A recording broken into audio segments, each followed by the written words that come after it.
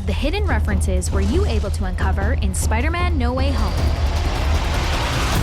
It's time to test your skills in the alternate reality Easter egg hunt.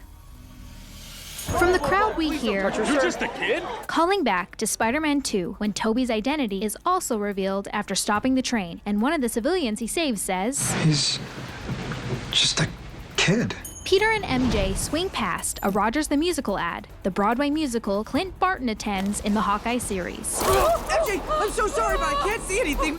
The Times Square billboard reveals the half Spider-Man face image that was used to reveal when Peter's Spider-Sense was activated in the comics.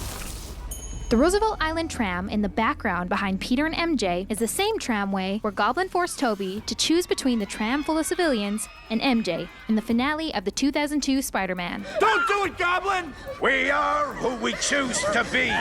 Now choose! Is Peter's use of web and manhole cover a moment of foreshadowing?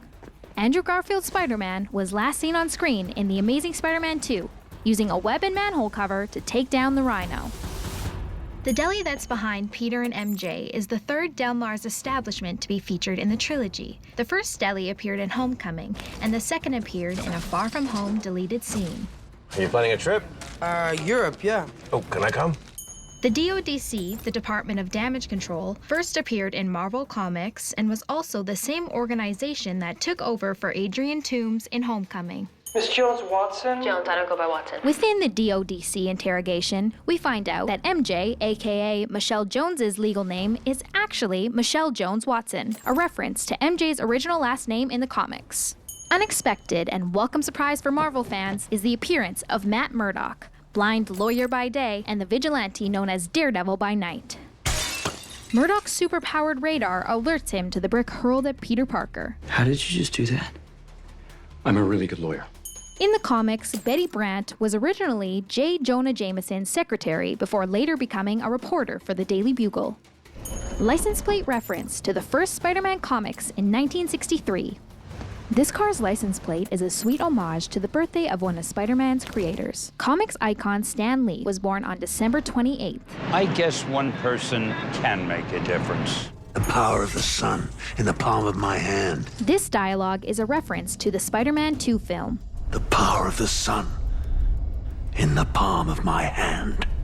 MJ discovers Strange's secret to the perfect goatee in the workshop basement. That feels weird, but I'll allow it. Feast is the homeless shelter May worked at in the comics and later in the wildly popular Spider-Man video game.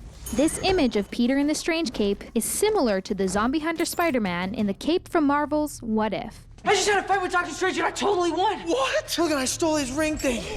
The purple hoodie Norman wears is a callback to the look of the comics with Norman in a purple hood.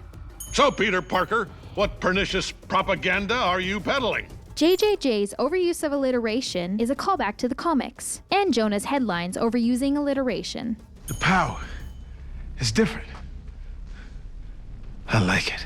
Electro's powers mimic the Yellow Star mask the character originally wore in the comics. You help a lot of poor people.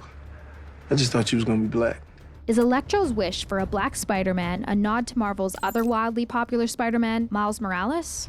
Looking closely at the silhouettes of the beings about to break through into our reality, we see a silhouette carrying a spear, which appears to be Spider-Man rogue Kraven the Hunter. This looks like the rogue with the deadly stinging tail, Scorpion.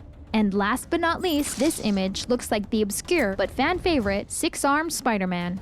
The grungily modest studio apartment Peter inhabits is a callback to Tobey's Spider-Man 2 apartment and the one Peter could barely afford in the original comics. Peter sewing his own suit is a callback to the comics creation of his first spider suit. The color and design of Peter's latest suit at the end of the film is most similar to the original look created by Steve Ditko in the comics. Did you find them all? Watch the film again and find these references and many more yet to be discovered.